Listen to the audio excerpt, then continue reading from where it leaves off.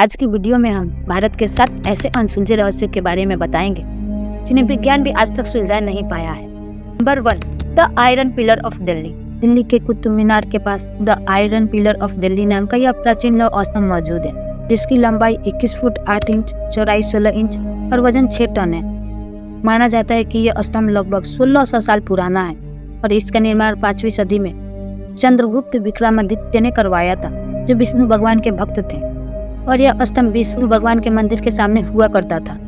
लेकिन 13वीं सदी में कुतुबुद्दीन ऐबक ने मंदिर को नष्ट करके कुतुब मीनार का निर्माण करवाया, लेकिन स्तंभ को नष्ट नहीं किया। आज के समय में दिल्ली के इस लौह स्तंभ की बनावट ने विशेषज्ञों को अभी तक हैरान करके रखा है, क्योंकि यह 1600 सालों से खुले आसमान में मौजूद है और इतने साल बारिश और नमी को झेलते आ रहा है, लेकिन फिर भी इस स्तंभ में थोड़ी भी जंग नहीं लगी है। विशेषज्ञ कई साल से इस स्तंभ में जंग न लगने के कारण का पता लगाने की कोशिश करते आ रहे हैं, ताकि भविष्य में ऐसा लोहा तैयार किया जा सके जिसमें जंग न लगे। लेकिन विशेषज्ञ इसमें आज तक सफल नहीं हो पाए हैं और इस लोहे के स्तंभ में जंग न लगने के कारण अभी भी इसका रहस्य अनसुलझा है। नंबर 2, ताजमहल का रहस्य। दुनिया के 7 अजूबों में से एक, भारत की सबसे बड़ी शान ताजमहल अपने अंदर बहुत से रहस्यों को लिए बैठा है, जिनमें से एक रहस्य है ताजमहल के नीचे का कमरा। यह कमरा मुगलों के समय से बंद है और इसे ईंटों से चुनवाकर बंद कर दिया गया है। इसके पीछे भी बहुत सी कहानियां हैं, जैसे कि कुछ लोगों का मानना है कि शाहजहां की सबसे मनपसंद पत्नी मुमताज जब 14वें बच्चे को जन्म देने के दौरान मर गई, तो उसकी कब्र को ताजमहल के नीचे ही दफना दिया गया था और उसके बाद उसे हमेशा के लिए बंद कर दिया गया था। और कुछ लोगों का मानना है कि ताजमहल असल में मुस्लिमों का नहीं बल्कि हिंदुओं का मंदिर है और इसके नीचे भगवान शिव जी का मंदिर मौजूद है, जबकि कुछ मानते हैं इसके नीचे खजाना है। लेकिन ये सिर्फ अनुमान ही है। असल में किसी को नहीं पता कि ताजमहल के नीचे ऐसा क्या था कि इसको हमेशा के लिए बंद करना पड़ा। एक सवाल आपके लिए, आपके अनुसार ताजमहल का रहस्य क्या है? हमें कमेंट करके अवश्य बताएं। नंबर 3, गुरुत्वाकर्षण को न मानने वाला रहस्यमय पत्थर। तमिलनाडु के महाबलीपुरम में एक 200 टन वजनी, 20 फुट ऊंची और 5 मीटर चौड़ी गोल चट्टान मौजूद है, जो किसी दूसरे चट्टान पर 45 डिग्री की ढलान पर टिका हुआ है।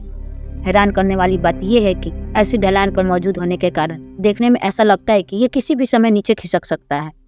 लेकिन इतने सालों तक भूकंप और आंधी की मार पड़ने के बाद भी ये नीचे नहीं गिरी है। ऐसे में विज्ञान के सामने ये रहस्य बना हुआ है कि इतना बड़ा पत्थर यहाँ पर किसने लाकर रखा होगा, और अगर यह खुद कहीं से लुढ़क कर आया होगा तो ये ऐसे ढलान पर आकर कैसे रुक गया। कहानी है कि 1908 में ब्रिटिश राज में मद्रास के गवर्नर आर्थर लॉयर को डर था कि यह पत्थर अचानक नीचे गिरकर किसी की जान न ले ले, इसलिए उन्होंने 7 हाथी लगाकर इस पत्थर को गिराने की कोशिश की थी। लेकिन बहुत कोशिश करने के बाद भी वे इसे हिला भी नहीं पाए थे, इसलिए उन्होंने इसे ऐसे ही छोड़ दिया। आज के समय में यह एक प्रमुख पर्यटन स्थल बना हुआ है, जहाँ हर साल बहुत से लोग घूमने आते हैं और इसके नीचे आराम करते हैं। कोई इसे धक्का देने की कोशिश करता है, लेकिन किसी पर कोई पाबंदी नहीं है और यह पत्थर आज भी वैसा ही बना हुआ है। इस पत्थर को आज कृष्णास बटरबॉल का नाम दिया गया है, क्योंकि लोगों का मानना है कि भगवान श्री कृष्ण, जिन्हें माखन बहुत पसंद था, लेकिन एक बार माखन खाते हुए उनके हाथ से माखन इस जगह पर गिर गया और समय के साथ सूख कर चट्टान का रूप में ले लिया। नंबर 4, न खुलने वाला गुप्त दरवाजा। पद्मनाभस्वामी मंदिर भगवान विष्णु जी का मंदिर है, जो कि केरल में स्थित है। यह मंदिर 16वीं सदी में त्रावणकोर के शाही परिवार ने बनवाया था। इस मंदिर की खास बात यह थी कि इसके 6 गुप्त दरवाजे थे, जो कई दशकों से बंद पड़े थे, पर उच्च न्यायालय के आदेश के बाद 5 दरवाजों को खोल लिया गया, जिनमें से 2 लाख करोड़ रुपए की संपत्ति मिली थी, जिनमें सोने और बाकी कीमती गहने शामिल थे। इसके बाद सभी लोग 6ठे दरवाजे को अंदर से खोलने की बात कर रहे थे, क्योंकि यह दरवाजा सबसे खास था, जिसे सबसे खास तरीके से बंद किया गया था। लेकिन वे सब 6ठे दरवाजे को खोलने में कामयाब नहीं हो पाए, क्योंकि इस दरवाजों में बाकी दरवाजों की तरह कोई ताला नहीं था, पर सामने 2 बड़े कोबरा सांपों की आकृति बनी हुई है। इस दरवाजे के पीछे का राज आज भी रहस्य बना हुआ है। इसे तहखाना भी नाम दिया गया है। इस तहखाने के दरवाजे को पवित्र माना जाता है और माना जाता है कि इसे किसी मंत्र द्वारा बंद किया गया है और इसे उस मंत्र के उच्चारण से ही खोला जा सकता है। इसके बावजूद जिसने भी इस दरवाजे को जबरदस्ती खोलने की कोशिश की है, उनके साथ बहुत बुरी बुरी घटनाएं हुई हैं और किसी किसी की तो मौत भी हो गई है। इस दरवाजे के पीछे से पानी की लहरों की आवाज़ आती है और कहते हैं कि अगर ये दरवाज़ा खोल दिया गया तो बाढ़ या सुनामी जैसी बड़ी आपदा आ सकती है। और कुछ कहते हैं कि इसमें ऐसे ऐसे खजाने हो सकते हैं जो इंसानों ने देखे भी नहीं होंगे। हालांकि इस दरवाजे के साथ ऐसे बहुत से अलग अलग तथ्य जुड़े हैं, पर असल में इसके पीछे क्या है किसी को भी नहीं पता है। लेकिन इस दरवाजे को पवित्र और बुरा, शापित दोनों माना जाता है, जिसको खोलने के प्रयासों से बहुत से लोग के साथ बुरा हुआ है और इन्हीं सब घटनाओं की वजह से सरकार ने भी इस दरवाजे को खोलने की कोशिशों पर रोक लगा दी है। नंबर 5, 40 सालों तक बिना खाए जीवित रहने वाले इंसान। भारत साधु संतों की भूमि है, जहाँ पर बहुत से साधु संतों ने जन्म लिया है। लेकिन प्रहलाद जानी ऐसे साधु थे जिन्होंने पूरी दुनिया के ध्यान अपनी ओर खींचा था। इनका दावा था कि उन्होंने 40 सालों से कुछ भी खाया पिया नहीं है और वे माता अम्बा के भक्त हैं, जो उन्हें बिना कुछ खाए पिए जिंदा रहने की शक्ति देती है।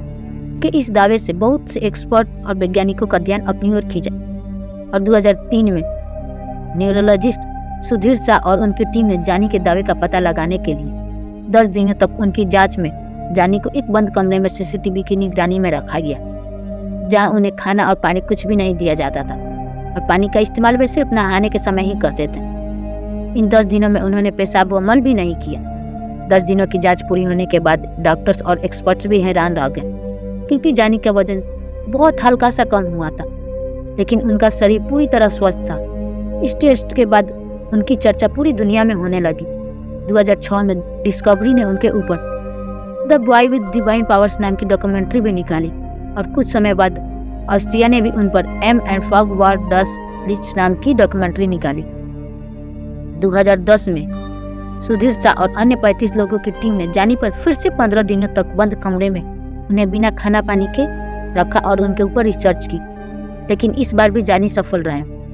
2021 में 91 वर्ष की उम्र में प्रहलाद जानी की मृत्यु हो गई, लेकिन वे अपने जीवन में ऐसे राज दुनिया को देकर चले गए जिनके रहस्य डॉक्टर और वैज्ञानिक मिलकर भी नहीं सुलझा पाए। नंबर 6, सापू वाला गांव। भारत एक धार्मिक देश है, जहाँ बहुत से देवी देवताओं को पूजने के साथ साथ बहुत से जानवरों और जीवों की भी पूजा की जाती है, जिनमें से सांप भी एक मुख्य जीव है। सांप को पूरे भारतवर्ष में पूजा जाता है और नाग पंचमी का त्योहार ही सांपों की पूजा के लिए होता है। पर सांप एक ऐसा जीव है जिनकी पूजा की जाने के बावजूद भी लोग इनसे दूरी बनाकर रखने में ही अपनी भलाई समझते हैं, क्योंकि ये एक जहरीला जीव है जिसके एक बार काटने से भी इंसान की मौत हो सकती है। लेकिन महाराष्ट्र में सिद्धफल नाम का एक गांव मौजूद है, जहाँ के लोग सांपों से बिल्कुल नहीं डरते हैं और सांपों को दूर भगाने के बजाय यहाँ के लोग घर बनवाते समय घर में एक सुराख रखते हैं, जिससे सांप उनके घर के अंदर आ जा सके, क्योंकि यहाँ सांपों को पवित्र और शुभ माना जाता है।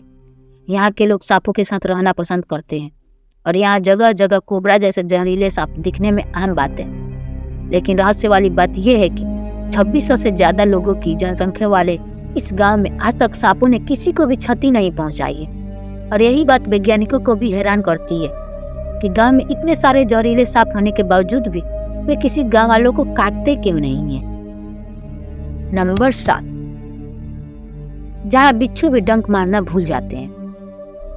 सांपों वाले गांव के बारे में तो आपको पता चल गया, जहाँ जहरीले सांप किसी को नहीं काटते, लेकिन एक ऐसी जगह भी है जहाँ बिच्छू भी किसी को डंक नहीं मारते। उत्तर प्रदेश के अमरोहा में सरफुद्दीन शाह विलायत का दरगाह मौजूद है। माना जाता है कि 13वीं सदी में ईरान से आकर यहाँ वे बसे थे, तभी से इस दरगाह में चमत्कार होने लगे। आज के समय में भी दरगाह के परिसर में बहुत से बिच्छू पाए जाते हैं, लेकिन लोगों के हाथ में लेने पर भी ये उन्हें नहीं काटते हैं। इस चमत्कार को सुनकर देश विदेश से बहुत से लोग अपने साथ जहरीले बिच्छू को बंद करके लाते हैं और दरगाह के अंदर आकर बिच्छू को हाथ में पकड़ते हैं। लेकिन दरगाह में आते ही बिच्छू जैसे डंक मारना भूल जाते हैं। परिसर के अंदर मौजूद बिच्छुओं को लोग दरगाह के सूफी संत की आज्ञा लेकर कुछ समय के लिए घर भी ले जा सकते हैं और इन दिनों तक बिच्छू भी उस आदमी को नहीं काटता है। लेकिन तय समय पूरा होने के बाद भी अगर आदमी बिच्छू को परिसर में वापस नहीं छोड़ता है तो बिच्छू उसे डंक मारने लगता है। इस दरगाह के परिसर के अंदर बिच्छू जैसे जहरीले और आक्रामक जीव को डंक न मारने का स्वभाव ने सभी लोगों को हैरान किया है और यह रहस्य बना हुआ है कैसे जहरीला से जहरीला बिच्छू भी इस दरगाह में आने के बाद डंक मारना भूल जाता है।